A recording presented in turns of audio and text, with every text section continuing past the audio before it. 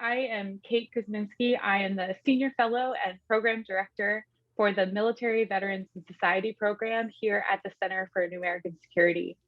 CNAS is committed to bold, innovative, bipartisan research that drives national security policy forward. The Military Veterans and Society Program focuses our research on military personnel, veterans, and the civil-military divide. Our program explores how the military services can access, recruit, retain, and manage the talent necessary to fight and win the nation's future wars. As part of our research, we examined the effect of policies, practices, and elements of service culture that enable or constrain the service's access to talent. We further explore how the services and DoD may draw from a talent pool that reflects the society from which it is drawn, particularly as there's a limited pool of qualified candidates for military service. A key part of our mission is to elevate underrepresented voices and perspectives of service members and veterans in order to provide the perspective and human element of our research. Thank you so much for joining us for this virtual panel discussion to commemorate Pride Month. This event is the third in a year-long series of veteran author panels under the umbrella of our Elevating Diverse Voices initiative. We have an excellent lineup of veteran authors on this panel, and I'm excited for you to hear about all of their work. After the moderated discussion, we'll open the floor to Q&A, so please do feel free to submit questions in the chat, and we'll be referencing those questions throughout. This event is being recorded, and the audio will be released on as a CNAS podcast and on the CNAS website in the coming weeks. A note that the opinions expressed during this panel are those of our speakers and do not necessarily reflect those of their employers or of CNAS, which allows for a free-flowing conversation. We are honored that Secretary Eric Fanning is giving the opening remarks to kick off our discussion. Secretary Fanning was the 22nd Secretary of the Army appointed by President Obama in 2016, and he's the first person to have held senior presidential appointments in all three military departments. He's also a member of the CNAS Board of Advisors. So with that, we'll kick off with Secretary Fanning's opening remarks.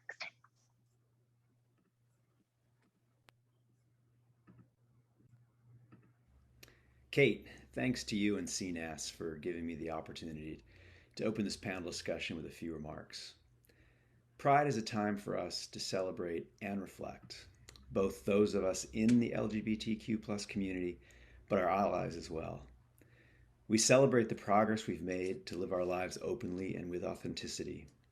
And it's been a long journey to get here. And for some of us, being able to celebrate Pride in the military seemed unimaginable not that long ago. So it's amazing to me to see the panel assembled today. My professional life started as open service was being debated, a debate that led to the awful compromise known as Don't Ask, Don't Tell. I was a young staffer in the Pentagon working for the Secretary of Defense when that policy was crafted in 1993.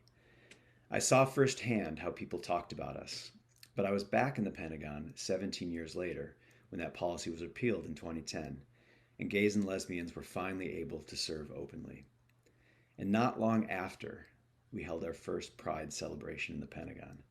I didn't realize until it was happening how important and emotional that was going to be for me and others. It was standing room only, a reminder of the amazing support we have from our allies. And now we have Pride celebrations at installations all over the world. And as we celebrate, let's be sure to remember the many people who stepped forward first when the risk was greater to help get us to this point. The celebrations are great and they're fun, but to me, it's also important that we reflect. Reflect that while we've made great progress, there is more to be done. We have to make sure that trans service is fully implemented in a way that can't be walked back by future administrations like it was by the previous one. And just because Don't Ask, Don't Tell was repealed doesn't mean there aren't still people serving in silence. We must continue to work to create breathing room for them to find ways to live their lives fully and openly, to feel included. We must also remember that there are always people behind us in their struggles, their fight. There are always people who are still marginalized and who need our help. We must fight for them too, because we are all in this together. We do this because it's the right thing to do, and because all of us here understand that marginalization. But we also do it because we know the military is stronger and smarter when it attracts the best and brightest that all our country has to offer. When so few 18-year-olds are qualified for service, why would we leave half of them that are off the table from the jump? I left government altogether for a few years after watching the creation of Don't Ask, Don't Tell. I didn't think there was anyone else like me in the Pentagon, which I realize makes no sense just by math alone. So thank you to all the people participating today. You're an example to so many in the military who still need to know they're not alone.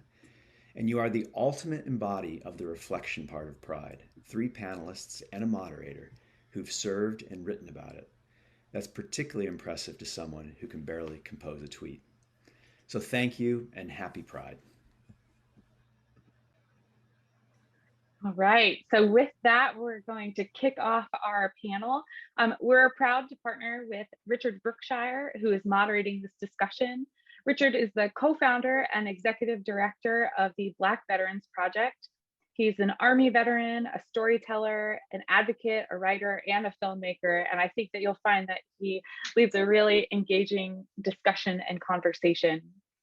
And again, a reminder that our panelists are speaking freely in their personal capacities, and we look forward to the discussion. So now I'll turn it over to Richard to introduce our panelists and get started. Hi, everyone. I'm so excited to do this panel and to have a robust conversation with such distinguished veterans who are really sharing their stories and talking about the issues that really matter. So let me give an introduction. So we're going to start with Emily Miller. Emily is a decorated former Army captain, having deployed twice to Afghanistan as one of the first women to serve on an all-male Special Forces team. Emily was a driving force behind the repeal of Don't Ask, Don't Tell, whose advocacy around LGBTQ issues remains a deep passion. She's also been named one of the culinary world's most innovative women by Food and Wine magazine, having co-founded Rumi Spice, I hope I said that right, please correct me if I didn't, an award-winning company that imports premium saffron directly from Afghan farmers. She's earned 2 degrees from the Military Academy at West Point and an MBA from Harvard Business School. Her story has been highlighted by the New York Times, The Atlantic, HBO, and by Diane Sawyer, among others. So Drew Pham. Drew Pham is a queer, transgender writer of Vietnamese heritage. A former Army captain and veteran of the war in Afghanistan, Drew is a child of war refugees. Her work centers on the legacies of violence in times of conflict.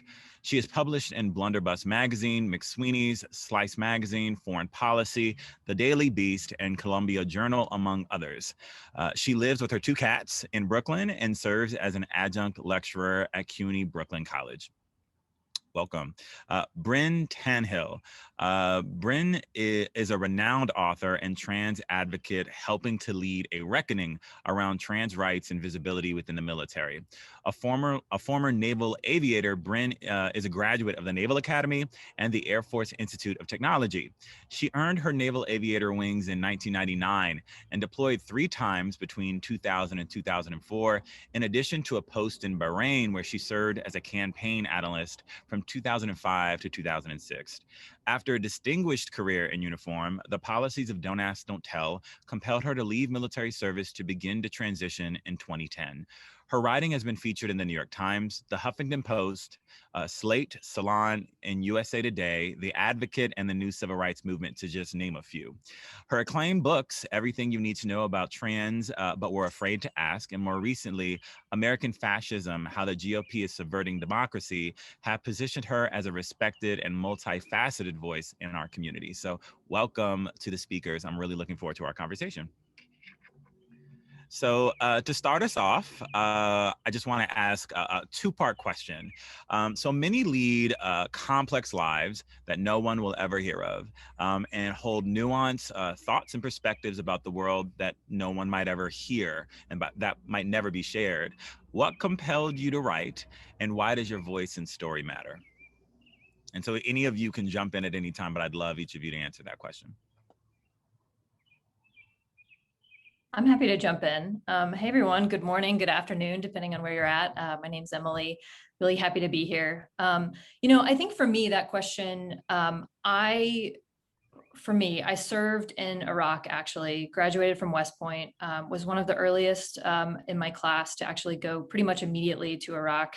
And it was an incredibly lonely and isolating experience for me. I think leadership is already a rather lonely endeavor, but I think my experiences being deployed, kind of stripped of my support system, my family, my friends who knew I was gay, and not having anyone to really confide in, I think when I got home fueled me to activism, right? I decided when I got back from my first deployment that my voice needed to be heard. And that was, I think stories are really compelling ways to bring people along with you. So I decided I was going to start writing. I wrote an anonymous op-ed in the New York Times. I started speaking on NPR anonymously. I felt it was incredibly important that the American people knew that we existed, that LGBT people were serving and were putting their lives on the line for this country, and we exist, And so I think for me, that was the most important point about, getting my voice and my story out there, and that was kind of the impetus for me, at least.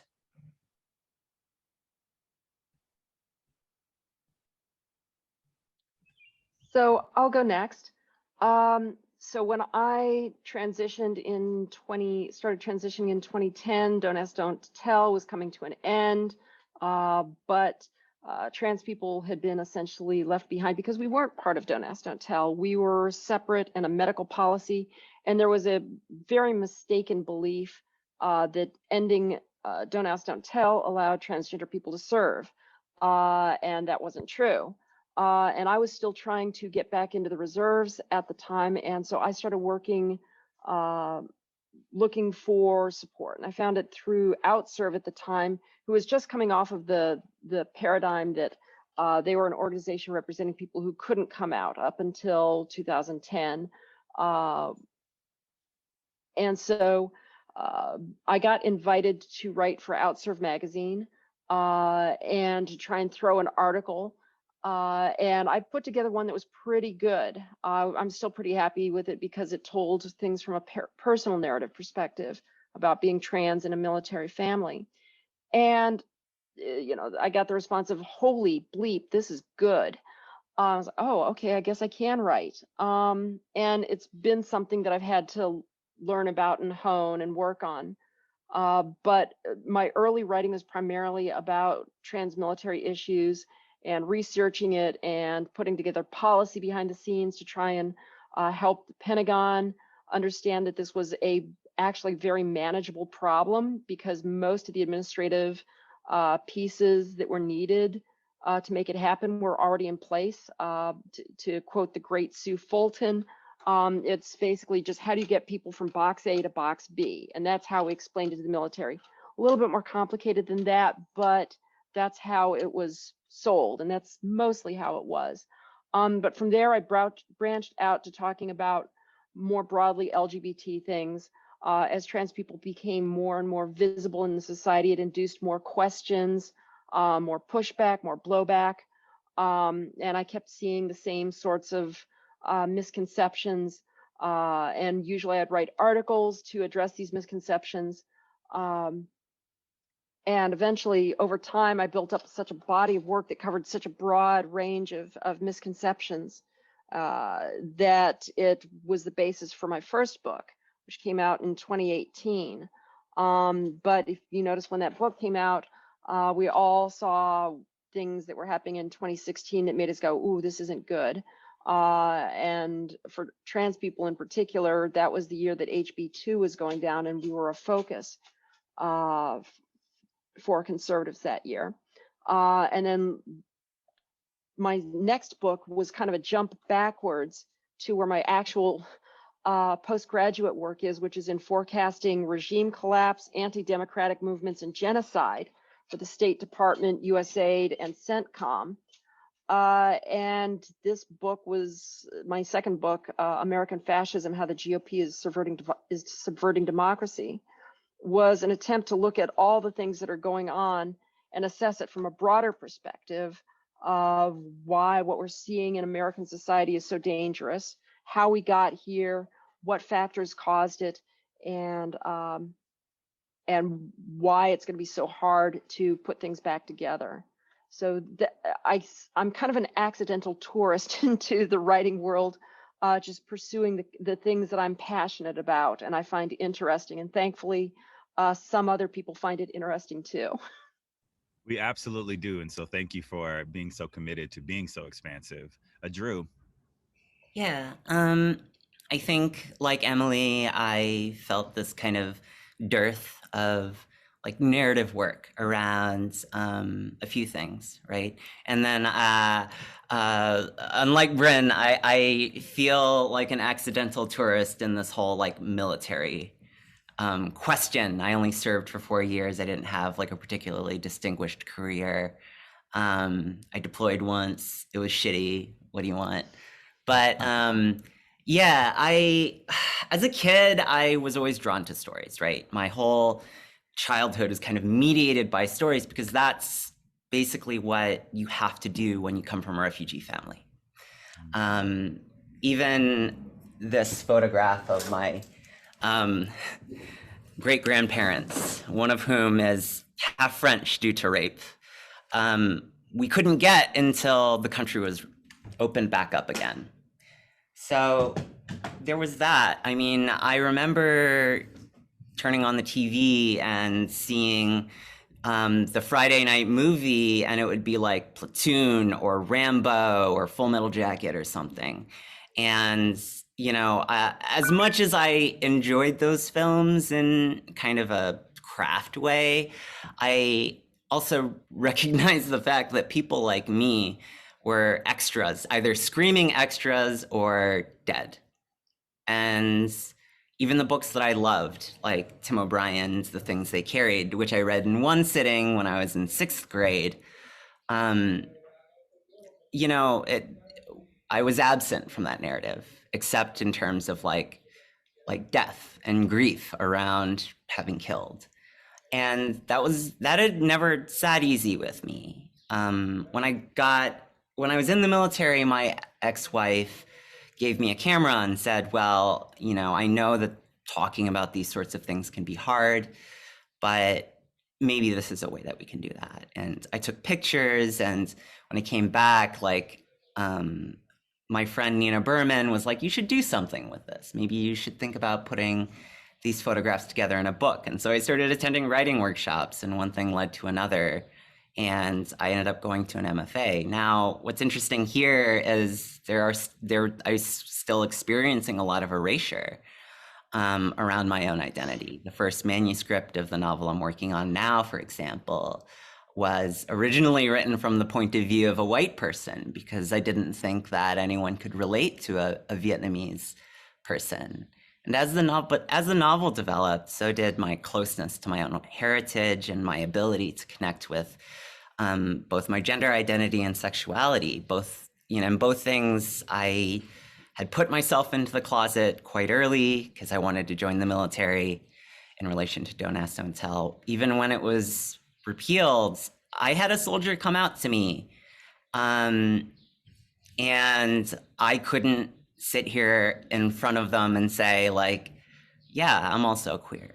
Like, I'm a lesbian and I'm trans. Like, these are two things that I didn't think were okay to say because of the culture that we were raised in. As a combat arms officer, you know, we were being examined for certain like kind of fitness related things. And one of them is like, well, who wants a faggot leading a platoon of Cav scouts, right? Like, who thinks that's a good idea? Using the Army's logic or my command's logic rather than mine. So yeah, I mean, having seen peers passed over for different reasons, I thought this was just not a good idea, and it took me a long time to get there. And when I finally did, I think, yeah, like Bryn, I saw this kind of void, this absence of veteran voices from the military or from experiences of organized armed conflict. And it just was necessary. in a lot of ways. It's like something, it's like breathing, especially given all these difficult factors that we face, either as people of color, as people from migrant communities, to queer and trans folks, whatever category that isn't being served. I mean, it's urgent that we tell these stories and that we tell stories, emotional ones, because a bill in the House of Congress is great, but it doesn't create the kind of, or it doesn't facilitate the possibility for an empathic imagination to take hold. And so that's why instead of going to Wall Street or politics, when I got out, I decided I wanted to be a dirty artist. I love that. Sorry, my dog is being a little bit a puppy. He's barking in the background and being very demanding. So I apologize if he's interrupting our conversation. Thank you for those answers. I think they were really, really illuminating. And I found myself getting a little bit emotional just hearing you guys speak, because I don't think you all perhaps recognize how you living in your deepest truth and humanity really inspires others to do the same. And so just thank you for that. So the second question is also a question for the entire panel. Given the traumas of war, service, and sacrifice, has writing healed, affirmed, and empowered you? And in what ways has it, if it has? Bryn, you can take it off. So could you repeat the question? I had something going on in the background here. Okay. Listen, we all have other things. So I said, given the traumas of war, service, and sacrifice, has writing healed, affirmed, and or empowered you? And in what ways has it? So that's an interesting question. So my traumas, the Naval Academy was more traumatic for me than any of my deployments by a wide margin. A lot of bad things happened there. Saw a lot of people doing horrible things, exploiting position to get away with sexual assault, lie about it, cover up. So that was where my trauma in the military came from. And it took me a long time to get over just how badly hazed and mistreated I was, and seeing how people treated people who were my friends, who just happened to be women, at the academy. Where my writing came from that was therapeutic was me looking at all these horrible, horrible things being said about trans people, and dealing with the fact that as queer people, we internalize a lot of the nasty stuff out there that surrounds us, permeates our culture. And I went the step of looking at what I was doing as protective for me, but as something of a public good, to take all of the nasty, horrible things said about us and even research them, and then debunk them, tear them apart, break them down, provide fairly irrefutable evidence that no, science is on our side, that there's nothing wrong with you, that these things that are said about us simply aren't true, and that this is the beliefs of people who are immune to logic and reason and empathy, and that science and our doctors and healthcare providers are on our side, and that indeed the majority of the American public is increasingly on our side. And that helped a lot of people. That was some of the feedback I got. And producing stuff for parents of trans youth, to do that in particular, was really, really helpful. I've kind of lost count of the number of times that people have thanked me for, either changing their minds or convincing them to support their kids, or providing a resource to push back against people who are trying to hurt them and their kids, including family members. So there was that. And then unfortunately with the Trump administration, that was a second set of trauma. I remember writing in 2017, laying out just how bad I thought it was that in November 2016, after the election, laying out, just how catastrophic I was pretty sure the Trump administration was going to be, and was mostly right about where we were going. And my second book started as kind of a project to try and figure out what's the pathway out of here. And then as I came to the conclusion that the pathway out of where we're at now in a road to a democratic decline is so narrow and so difficult that the book itself turned it into therapy, going through all the phases of, denial, anger, grief. And finally, the book was basically my intellectual way to get to a place of acceptance that, yeah, this is really, really bad, and it's probably bigger than anything we can do individually about this, and it's going to take some heroic heavy lifting by some people. It's going to take people like Manchin and Sinema to and Feinstein to end the filibuster, to make things happen. It's going to take the guardrails of democracy holding up, even as they're being torn down still. And it's eventually going to, in order to preserve at least some of us, it's going to take legislators in blue states potentially accepting that we've ceased to be a democracy if between voter suppression, gerrymandering, and overturning elections, that there's no conceivable path left. And that could come as soon as 2024. So these are all things that kept me awake at night. And my book was basically a therapeutic attempt to intellectually understand what was happening and reach a place of internal acceptance of where we are and why we're here. I think for me, the trauma, when I look back, it was a little bit twofold. I think there was my experiences in Afghanistan as a cultural support team member, essentially going on night raids with special operations teams and seeing combat. I think that was, a particular set of trauma, losing a friend and a teammate, Lieutenant Ashley White.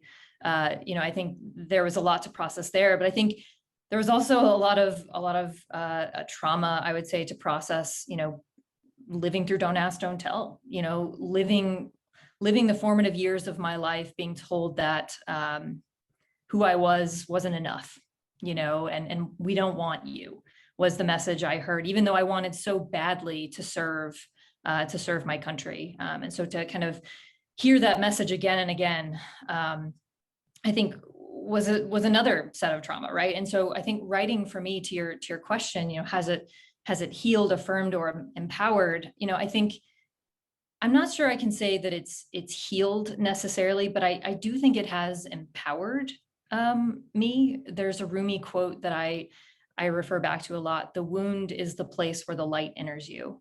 And I think a lot about those wounds, and I think that is the fodder for the writing. And I hope I do a lot more writing. I'm not an accomplished author like our other two panelists, but I think I'm at this point in my life, we're at this 10-year mark for the repeal of Don't Ask, Don't Tell, the implementation of it. It's basically the 10-year anniversary of my time in Afghanistan when we lost Ashley White. And I think for me, that is a source of reckoning. And I think I would like to use those experiences to kind of fuel this writing and share these stories so that they can live on. Emily, you were over in between 10 and 12? Yeah, I was over there in 2011. We were there at the same time. Yeah. You weren't in Wardak, were you? I had been to Wardak, but that wasn't like my primary spot. I was in Sharana, Paktika, and Kandahar. Oof. Yeah. My brother was in Kandahar right after I came back, so yeah, fun. Also, yeah, quick note, who does the military seem to come after? There's a recruiting station outside outside CUNY Brooklyn College, both the Marine Corps and the Army, and every semester I have students who end up joining, and sometimes I'm like, y'all, your family just got here. And I'm like, why do you need to be defending this country? Why did my family need to send 2 kids to war?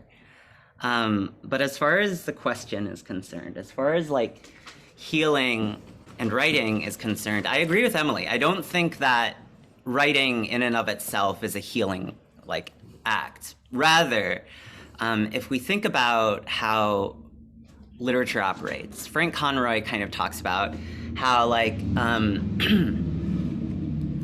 how there's this kind of misconception about writing being kind of a transmission straight to from the author to the reader, where in truth it's a collaborative process because my cats are still kittens, they're running around a lot.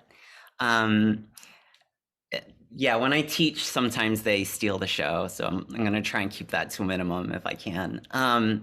Right, so there's this misconception that authorial authority is kind of what drives writing, but in truth, like literature, the words on the page, there are a lot of absences, right? People think that photographs are worth 1,000 words. I disagree with that statement too, but if we consider, like, we can't draw pictures, literal pictures with words. We can't create senses of smell and taste. We can't transmit an emotion, no matter how strong, straight to a reader. So we have to collaborate with our readers. We have to create a site. And that collaborative site where the author kind of sets the conditions, as it were, and the reader comes in and builds everything up, that is a site that can be for healing, but the act of writing itself, I think, maybe doesn't necessarily do that. But as a site, if I consider my own work, one of the difficult things I'd come across in research, for example, is like, how do I deal with accurately portraying people who tried to kill me, like the Taliban? How do I humanize them when I know this one fact, for example, that, yeah, there is a presence of closeted gay men in the Taliban as well, in addition to the US military prior to the repeal of Don't Ask, Don't Tell, right? In that way, it became a site for empathy and compassion, even where it seems impossible.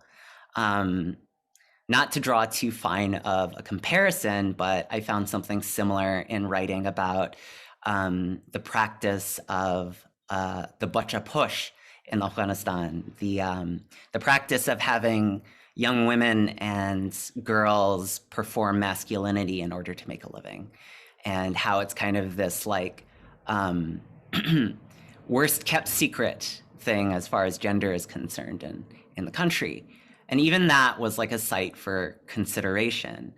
And, you know, the thing is, what's interesting as we're having this conversation about like the repeal of Don't Ask, Don't Tell, to the inclusion of transgender service members, very often, you know, I think about like, yeah, I do want trans folks to be able to serve in the military, because when I was 17, there was no way. There was no way that my mom was ever going to dissuade me. I think that our military should be reflective of our society. That's incredibly important. But with writing and questions around organized violence, I think, to my point earlier during that introductory question, no one's going to make a site for me as a trans person.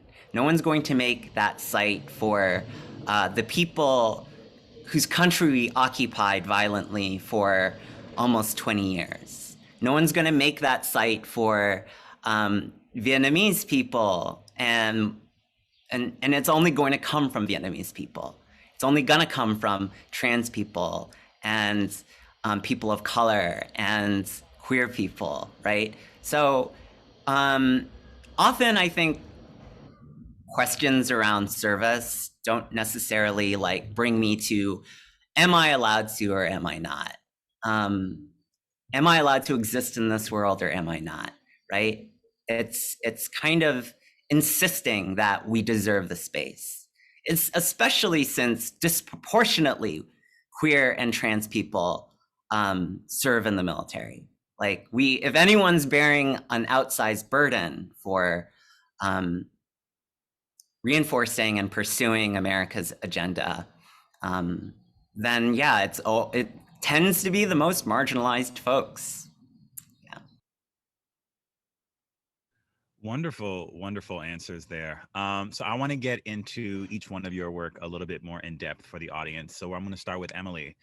Your journey in the military began at West Point under Don't Ask, Don't Tell. It's a pretty broad question, but what was that experience like for you? Because most Americans don't know what it's like at these institutions. They're very elite, right? They're very elite spaces. So can you speak to your experiences there? From I won't say a small town in Indiana, but Indiana, hadn't really traveled too much. West Point was my dream. I found out about West Point for the first time when I was a sophomore in high school, and just had my heart completely set on it. So when I got in, it was a dream. Went to New York. Never had been to New York before, right? And West Point's about 45 minutes outside New York City. And in my sophomore year, obviously this was 2004, so Don't Ask, Don't Tell was, alive and well. Homophobia was alive and well. But I came out as gay to a very select few friends that I trusted deeply, and I also came out to my family. I think was one of the lucky few, in the sense that I had a family who was incredibly supportive of that decision. Not necessarily decision, but proclamation, I should say. And actually, I think people have different experiences. Clearly, I think Bren had a very different experience at the Naval Academy. I will say, actually, West Point was a special place for me. I found essentially an underground network of other queer cadets. We had a nickname called the Family. So if you were in the family, you were, a fellow queer cadet. And I think it was a coping mechanism, but we definitely lived double lives. That's how I explain it to people, right? During the week, we had, the packed, academic, physical, military schedules, kind of like all the cadets did.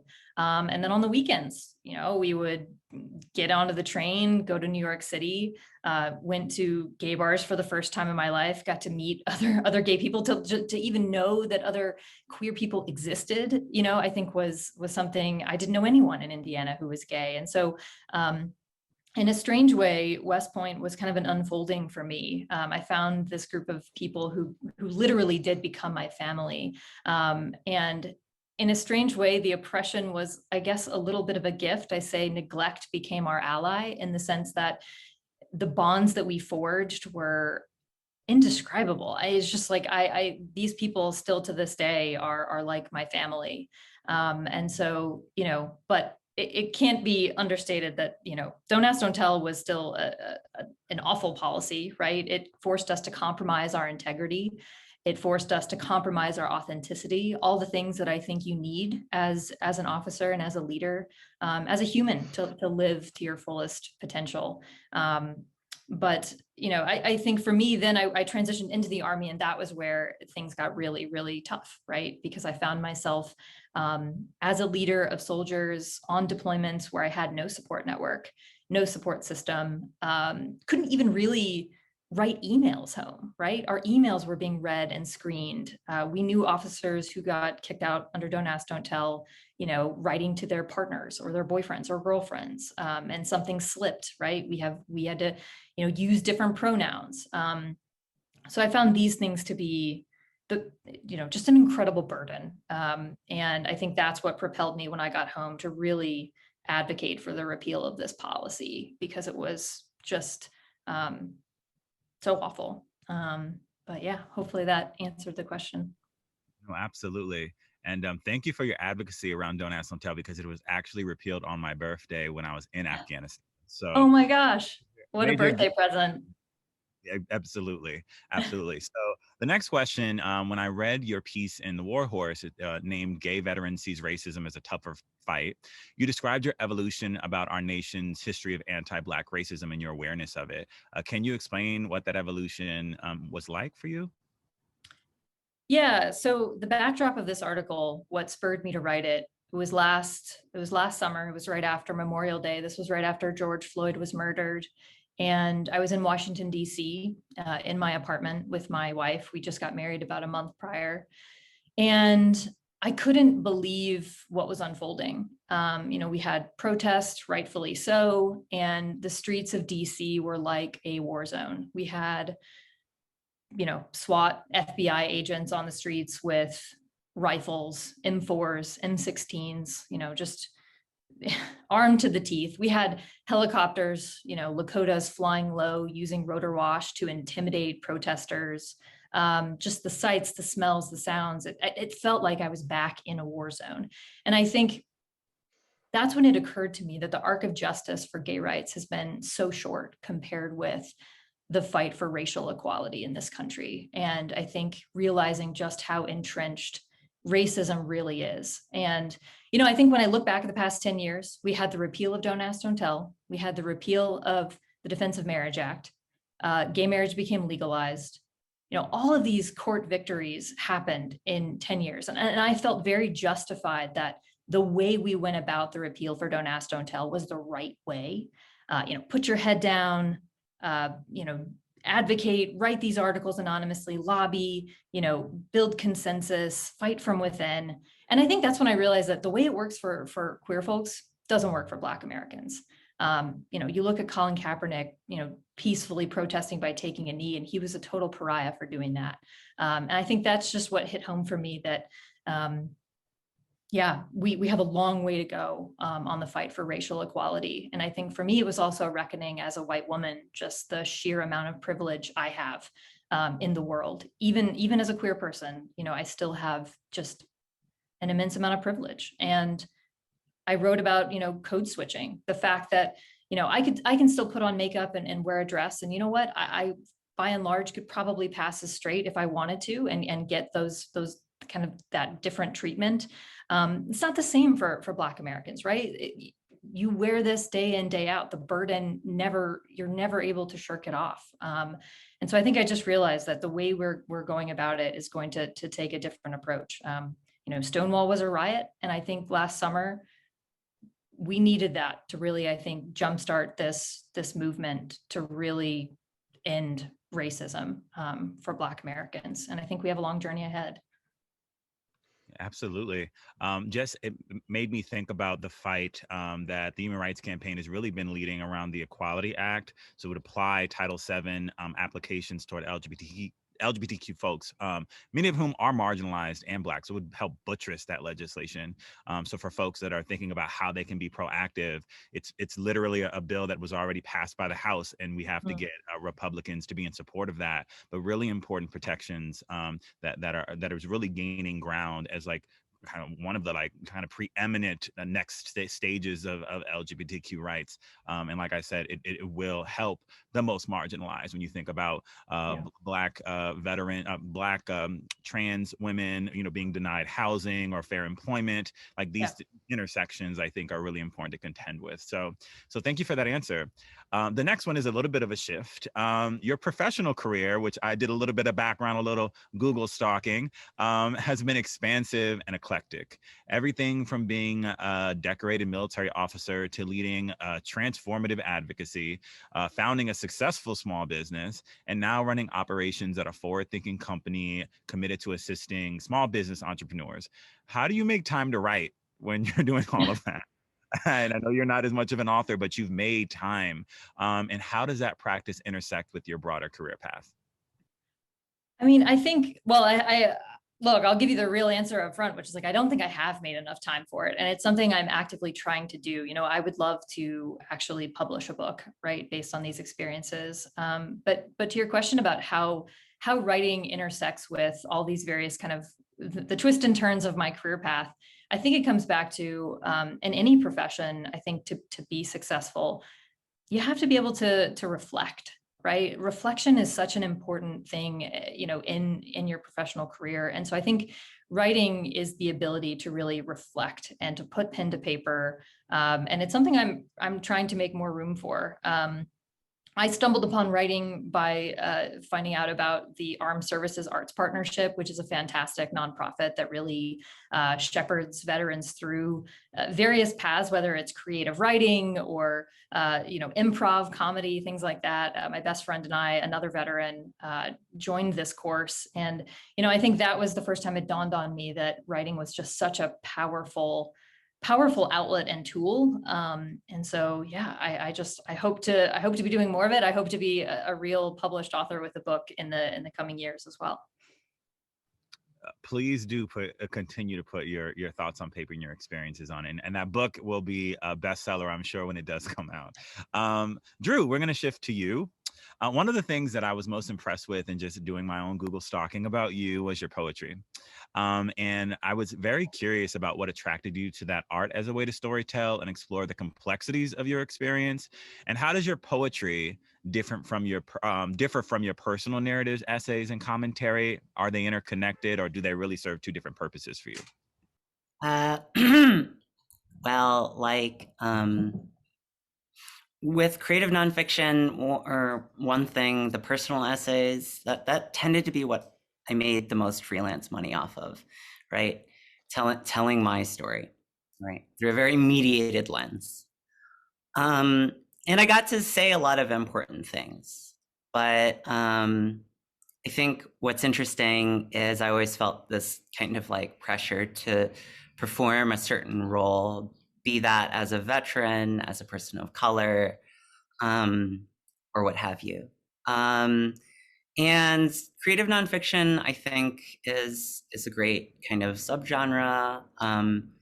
But at the end of the day, I think something that never sat easy with me was just how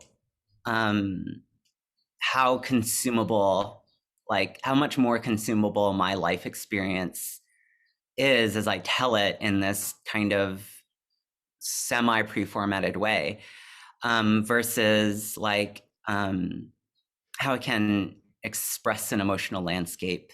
And I think, I was able to do that through creative nonfiction, but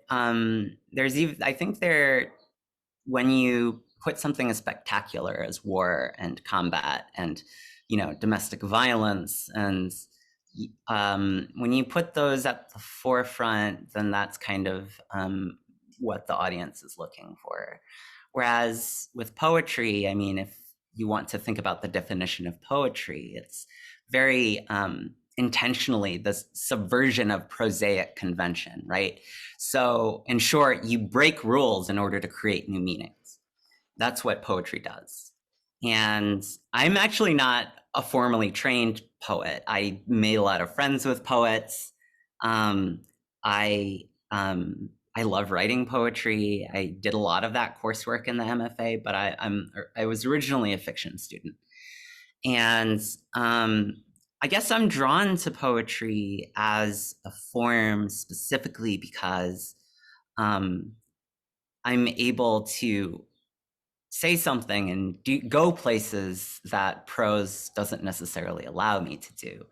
As much as I love prose and as much blood, sweat, and tears as I put into writing fiction, if I really need to, I don't know, I guess if I really need to defamiliarize something familiar, like our understanding of warfare or our understanding of violence or race, then, or if I want to familiarize something very unfamiliar, like sexuality, gender, questions around those human stories that Faulkner kind of cited in his Nobel Prize speech, right?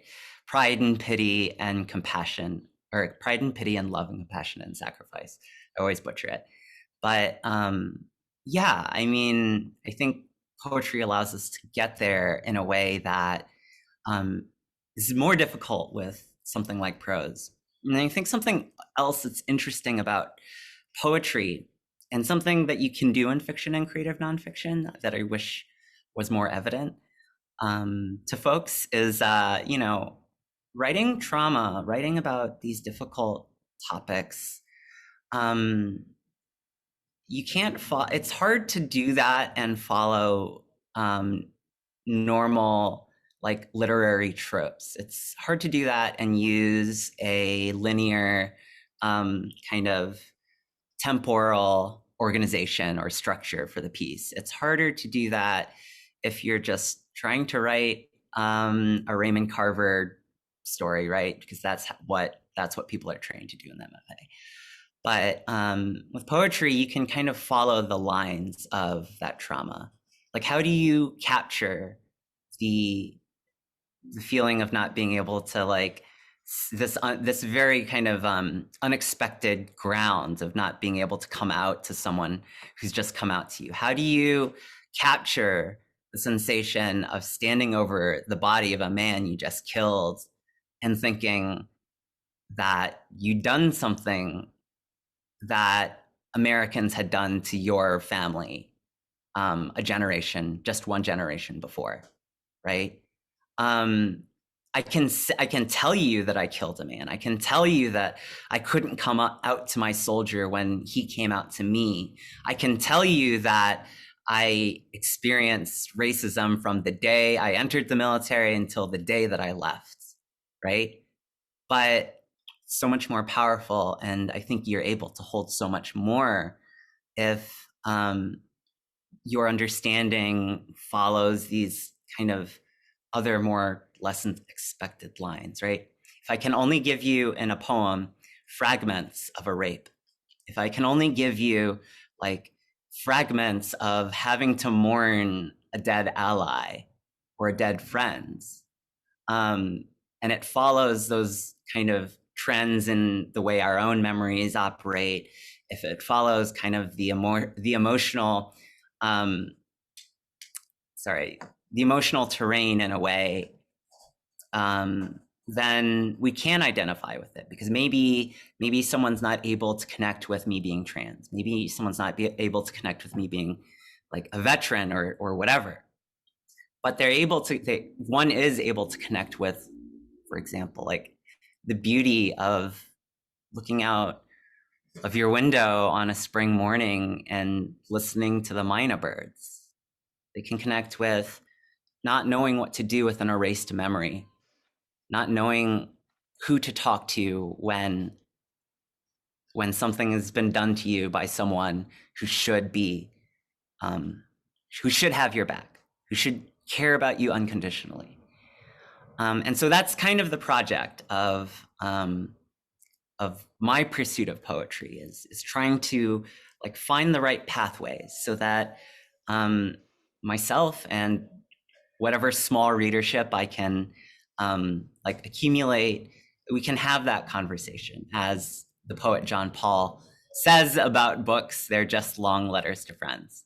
Of course, the implied message is you have to write back. So. Well, I love that, and thank you for such a thoughtful answer to that question. I'm not a trained poet either, but I consider myself, I think, at my core, to be a poet. And when I write, specifically outside of the lens of like prose, where I have to explain everything and kind of give that linear narrative, I feel like I'm writing from the deepest parts of my soul and like putting it on the page. So I really appreciated how you so articulately express that in a way that I probably could never. So thank you. The next question, I'm actually going to fold in two questions together, because I think you touched on a lot of these themes in some of your answers. But what would you say are the most common themes in your writing, and how do you explore those themes in your body of work? And the second part of that question is, intersectionality is a concept many are still grasping in America. Explain how your intersections interplay and how it informs your writing. And if at any point you need me to repeat any of that, just let me know. Okay, I got it. Yeah, I mean, I write about, at the end of the day, I write about families and love, which isn't all that different than Raymond Carver, but Raymond Carver also, like, you know, his family weren't refugees from an American war. And one of the big reasons for that was seeing the parallels and like a lot of the imperialistic behaviors of our foreign policy, right? Enacted in front of me in Afghanistan, and and kind of just hearing the echoes of all my parents' stories of those times where I had to live in a house with two people with severe PTSD that had gone untreated. And so at the core of that work, what my first job coming out of the military was actually an unpaid volunteer position as a caseworker for the International Rescue Committee. And I did that for 1 year, doing employment services and casework for newly arrived refugees from anywhere from like China to, or the so-called People's Republic of China, to like Russia and Ukraine for LGBT folks, to many parts of Africa, specifically at the time Mali, because of the conflict, Mali and the DRC because of what was going on, Syria and Afghanistan and Iraq. And in that, I gained a kind of exposure that I'd never experienced in the military, which is having to spend extended periods of time living like with these families, many of whom were interpreters, and just seeing what they were going through, what they had to go through, and it mirrored my family so closely that I needed to tell that story. And is it mine to tell? That's a question. But I don't know. I think when literature fails, it's because of a failure of imagination, right? My mentor and advisor at Brooklyn College said that. Maddie Tien, author of Do Not Say We Have Nothing. And so I felt like, well, there's this failure of imagination that I experienced coming home from the army and from Afghanistan. In fact, one of my friends was remarking on how it's like, we're still at war, but this does not look like a country at war. A civilian friend, by the way. And I also kind of experienced that. I mean, I'd experienced that my whole life, and then that lack of awareness around like Afghan people in general, and Afghan and Iraqi people in general, and then kind of like just the lack of human empathy that was present in any conversation I ever heard about the war. It's complicated when my feelings around like the US withdrawal in Afghanistan. On the one hand, I'm like, yeah, let's get the fuck out of there. What have we been doing for 20 years? Like, what have we done? But at the same time, I think of my friends who are still over there, who told me like, when you leave, we're fucked. Like we're dead. Like I'm in the army. Like I was in the communist army. I feel like I was lucky to make it into the national army. But as if the Taliban control the country again, I'm dead. My family is dead. And so that complicates everything. And I wanted to bring that kind of complication into our conversations, and not necessarily, I mean, and I needed it. I think to me, it was more important that it happened with regular folks who would pick up a book at the bookstore because it looks decent, rather than, trying to influence politicians through my activism, which is still important. And I thank everyone who continues to do that work. But in order to get to the human element, in order to fix the political kind of situation, in order to affect our material existence, I think an emotional understanding needs to happen. And this goes back to what Emily was saying with racism, I think.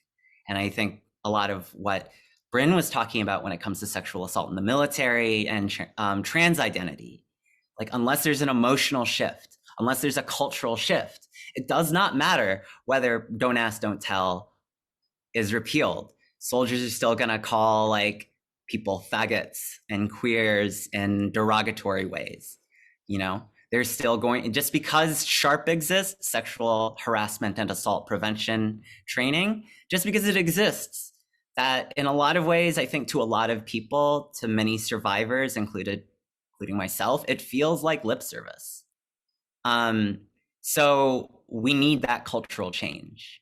If we're going to be a society that like we can't force acceptance. The military integrated before the US did, right? Before segregation ended. It ended in the military before it ended in civil society. And just because the legislation was there, just because there's a constitutional amendment that reinforces that Black people are real humans, until we can feel that, until we can feel humanity in the other, even if, and I'm not Christian, but even if they've done us wrong, like, I don't think we can make those changes. And, you know, this isn't to degrade what my brothers and sisters and non-binary siblings in activism are doing. It's just, this is what I've chosen to do with my time. Wonderful, wonderful. Thank you for such thoughtful answers.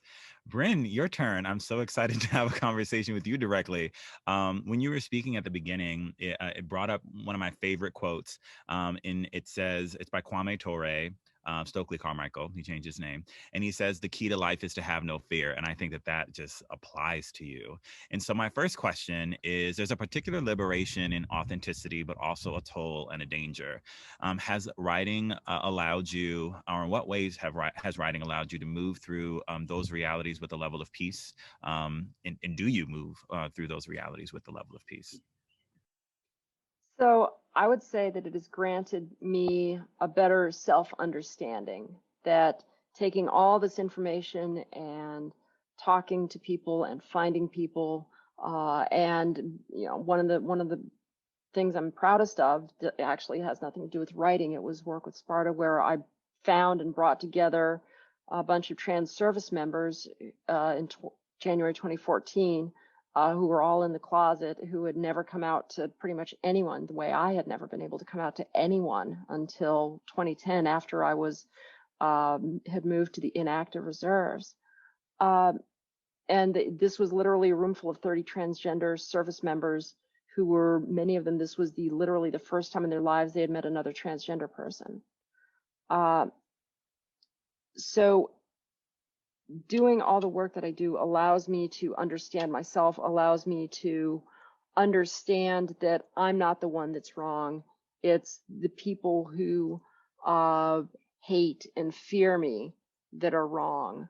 And that maybe some understanding can be brought, but also recognizing the fundamentals of the situation, which are that we are still dealing with a society, well, there are still strong biases. That one of the biggest points of my second book was that what we are seeing, that racism and sexism and homophobia and transphobia and Islamophobia are all linked together. That, you know, one of the things that I've said online on Twitter a number of times is, if you scratch a transphobe, you're very likely to find a racist. And this comes from what we have in the United States, is that there is a group of people, and they tend to be white, evangelical, non-college graduates. The Trump base essentially have what's known in sociology circles as social dominance orientation, a belief that they are the real Americans, they are the true Americans, that they have a greater right to be treated as the best, as the most real, as the people who should have the most influence. And what we're seeing here, in a lot of ways, the blowback against trans people now is, given its correlation with racism that we find, is this is just one of the more acceptable ways to continue to express anger at a society where people who had been lower on the social totem pole than them, are now being more and more included and accepted, and being able to claim the mantle as full Americans. And going back to what I'm trying to remember, one of my other author colleagues said was, you know, why? I'm sorry, it was Drew. You know, brought up was, why are all these children of immigrants joining the military? They don't need to step up to defend America. But one of the points that I made way back in 2013 was that open trans service was so important to us as a community, because, you know, and it's almost kind of a fascist belief that we saw going back to the movie Starship Troopers. You know, service confers citizenship, right? And that there very much is a long-standing Western tradition of those who serve are full citizens, right? There's a reason why, or are closer to citizenship. And we could see that in the Civil War and in World War II, that service by minorities created opportunities going forward, and that obviously the Confederate States didn't allow people to serve, which was an indication of what they thought. So this is really important to understand.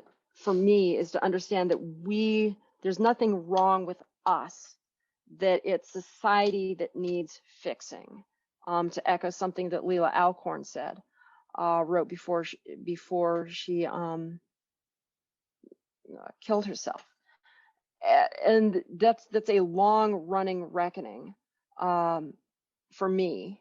And I think trying to understand how all these different pieces fit together was something that took me a long time to do within my second book. And that's why it was so important to me for this third book that I'm working on, that I talked about before the show, a book by parents of trans kids for other parents of trans kids, that it was so necessary to have as diverse a group of parents answering questions as possible. Thank you for that answer. So speaking of your previous book, which I think has a lot of intersections with the book that you're writing next, Everything You Ever Wanted to Know About Trans But Were Afraid to Ask, and it was widely received. What are some of the thoughtful questions, without giving everything away because we want people to buy the book, but what are some of the thoughtful questions and answers that you provide, and what ways can perhaps those be proliferated throughout our military? So one of the chapters in my first book, Everything You Ever Wanted to Know About Trans But Were Afraid to Ask, was on open military service and how the evolution of the military policy, which was a medical policy, and helping people understand that. So there was kind of a 2-page prologue to it. And then the main body of it was all in a frequently asked question and answer kind of style. And it basically laid out, okay, well, you know, what do we do about providing medication to transgender soldiers in the field? How do we handle bathrooms? How do we handle documentation? How do we handle barracks? How do we handle equal opportunity? How do we fold that into existing military equal opportunity policy? How do we handle things like special forces and physical readiness tests? And in a lot of cases, I had interviewed service members. And remember, a lot of this book was written before we got the full policy put in place. So there was a lot of interviews with service members from other nations, describing their experiences addressing that exact issue, and kind of reassuring people over and over again that, yeah, the answer to this is pretty simple. Other countries have done it, and here's personal experiences of what it's been like for people who have changed their name or changed their documentation or gotten access to medical care, and or how did that affect their deployability. And you know, the answers were honest, they were real life, they were put in a way that just about anybody could understand. For example, getting a hold of hormone replacement therapy for troops in the field. There's really absolutely no difference for trans troops and cisgender troops who either need oral estrogens or birth control or supplementary testosterone if they have an endocrine issue, which cisgender troops have long been able to deploy taking any of these medications. It's wonderful. I didn't know. I hadn't read the book yet. I will now because I see how you've gone so in depth about really providing very thoughtful answers, comprehensive, thoughtful answers specifically to the military. So thank you for that work there. You may have touched on this a little bit already, but I want to ask it again. Like I said, your writing is expansive, from trans identity to the recent book about the rise of American fascism. Are there different approaches to the writing that you take in something like a political, perhaps they both have political connotations, but this book that's kind of like unapologetically, political, and then one that has kind of an infusion of your personal identity intermixed in it. What are the different approaches, and are there in different methods of your storytelling? So first, let me say just how much in awe I am of the other two writers. I cannot write about myself to save my life. I'm terrible at it. Telling narrative stories to me does not come naturally or easily. I'm a analyst by trade and by nature, and I want to dissect everything and write it up in a way that's easy to understand. And then cite it. And so I think that that's fairly easy. That seems very straightforward compared to telling a story. The difference in approaches is that my first book was unabashedly a book for trans people and for allies of trans people and for families of trans people. It was obviously very trans-centric and was meant for a more niche audience, for people who were genuinely interested in learning about being trans or about the trans community. The second book, I very, very deliberately steered away from talking about trans things because a general readership that isn't that interested in trans stuff would find it too niche. I was trying to appeal to anyone who looked at the Trump administration and said, this is really, really bad. How do we get here? What does this mean? How are we going to get out of this? And where are we going? Which should be, 54% of the country. But buried within it was a few things that were meant for trans people and their allies of, well, if we keep going down this road, what's going to happen to minorities that don't have a lot of explicit civil rights, who are at the wrong end of all this hatred and paranoia as democratic norms fail, as our laws fail, as election laws fail, as a right wing that hates and fears us grows increasingly emboldened and empowered and less interested in seeming civil or tolerant even. What does that mean for minority groups that have traditionally been targets of the right? And I leave it as something of an open question, but transgender people are mentioned there. But what's left unsaid to an extent is, well, it's probably going to fall first on trans people. Whatever, if the badness happens the way it's kind of leaning towards going past 2024, the worst case scenarios are going to fall on trans people first. And that's one of the things that, yeah, you talked about, having peace. That's one of the things that I've kind of had to make my own peace with and make my own plans for. So that's kind of the two different approaches I took to the two different books. And then the third book, which is I just got on contract for, is for parents of trans youth, and it's going back to unabashedly being all about trans people. So. Well, it's an intersection that's a really important one, so we appreciate your opining on it. I do think this is a follow-up question in some ways, but anyone else can jump in if they have something to say about it. It's an audience question, so we're going to pivot to some of the audience now. Service conferring citizenship. I think that is such an interesting thing to kind of parse out, especially because I run something called the Black Veterans Project, right? How had your veteran status helped or detracted from publishing or advertising in ways that, you can fully participate in the American project and all that means as a full citizen? If you care to respond or I don't, it doesn't, I don't know how anyone else experienced it, but if anything, being in the military had a lot of benefits, right? I'm proud of a lot of the things I did, but that aside, I think we think that paying the blood tax will make us more respected in this country, but it doesn't change the fact that when people think of me, they think of me as Vietnamese American, right? Or as like, oh, you're a trans veteran. And it's not that I want my identity to kind of be erased or like subsumed by this kind of larger question of like what it means to like what do we get from service, or sorry, subsumed by kind of the normative understanding of like what a citizen is, right?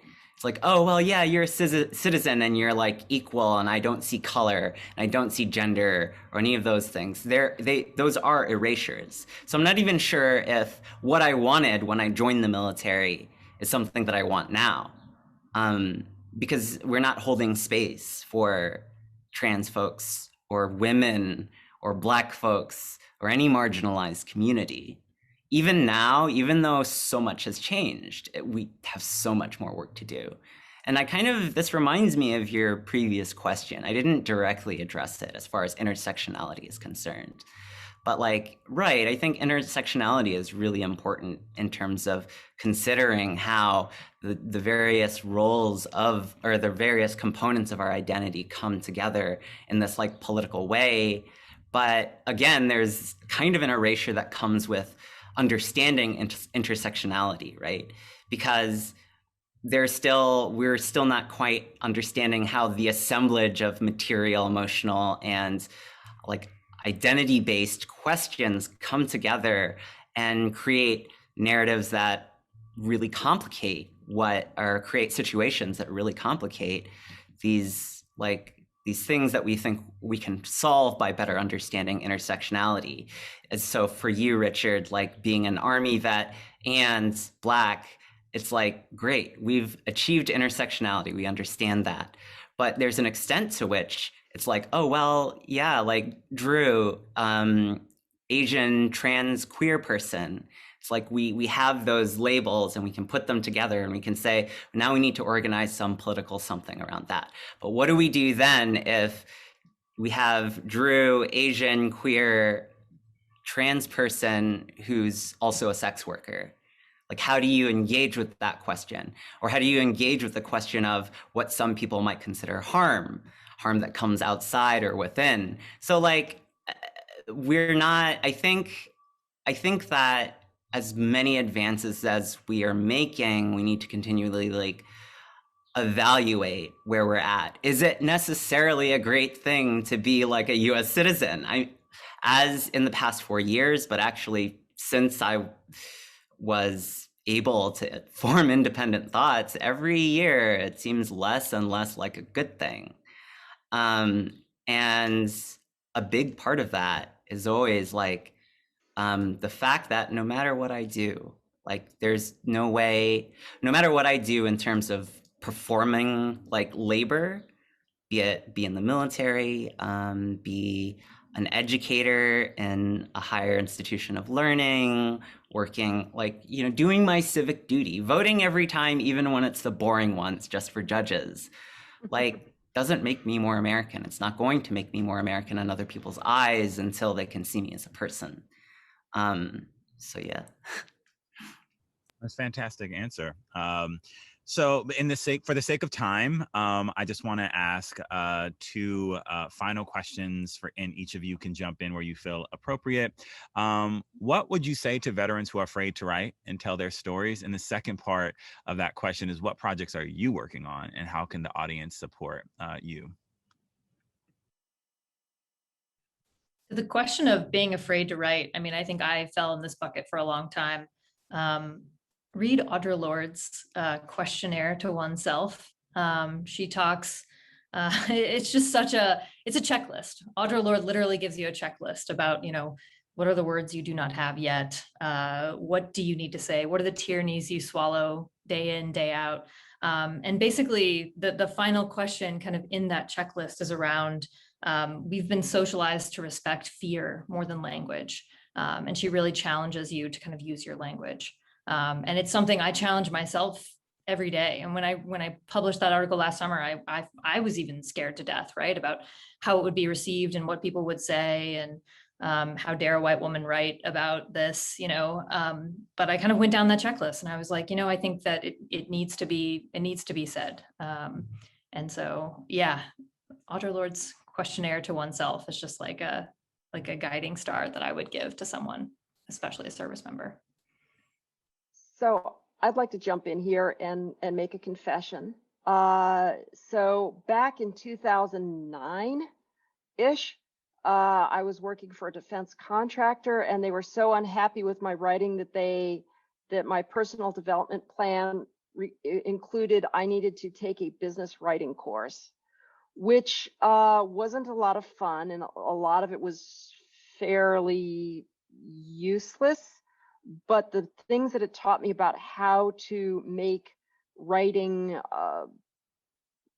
concise, and always look to pare things down and say things as simply as possible, unless you're trying to insert something just to convey a particular mood or attitude, but treat words very sparingly. And my point of all this is that I went from somebody who was in the professional world getting a D- in writing, according to my employer, to someone who's put out a couple of books that I think read fairly tightly. Writing is a learned skill. That's why they teach it to kids. And then you just keep going and you keep honing your craft, and you look for people to be editors and collaborators, and have a thick enough skin that you could take it when somebody says, yeah, this needs some serious rework because of this, and this. So it's just something you do, and try and do it without fear, and be ready to show it to people and take criticism, and to learn from each piece you write, and just get better and better and better until you start coming up with things that you start feeling proud of. And when you start having people telling you, thank you, this saved my kid, this saved me, this made all the difference to my family, that's when you're like, okay, all this time and effort I put into it, the blood, sweat, toil, and tears, including editors who are like, yeah, thanks, but no thanks. That's when it's suddenly worth it. As far as like people who are beginning writers or young writers, people looking to get into writing, I always ask this question, like about going to Emily's response. I think starting with questions is always the best way, because in order to do it effectively, I think there's a lot of self-interrogation that has to happen, like Bryn was saying, right? So like, what is it that you're trying to write about, and why is it that you're writing about it? And the answers that I often get are like, oh, well, this was the biggest firefight that I was ever in. And I was like, okay, tell me about it. And they'll be like, okay, these are the things that happened. And as we go along, going back to Tim O'Brien, I often find, I more frequently than not find that the war story they're telling me is it's not about war, right? It's always about something else, something deeper, more human. And so that's, I think, where I try, the place from which, like, I try to encourage my students, and for them to kind of like try and explore, right? There are questions that we're trying to answer through literature, through art, through any form of expression. And this goes back to kind of Bakhtin's theory about answerability and addressivity. But this isn't an MFA craft class. So, right, we are, this is, of course, like something that the writer really kind of needs to do, like both with themselves and with the community. right? Going back to the Jean Paul quote. And in terms of like continuing to encourage them, veterans are fairly easier to teach because it's like, hey, this is something that works, maybe try it out. And they're just like, okay, I got task, purpose, and constraint, so let me just move forward and complete this mission. But even when it comes to like other folks, and this exchange of stories is also really helpful. You know, when I sit down with my students for conference after a workshop, we often don't really talk about the manuscript so much as I talk about like what they want to do with the piece, where they're going, where is it coming from specifically. So yeah, I mean, if I ever encounter someone who wants to pursue writing, then I think that's one of the better ways. If there's a material reason for like, it's not businessy enough, I can't help you. But if you want to, you know, dig deep, so to speak, then yeah.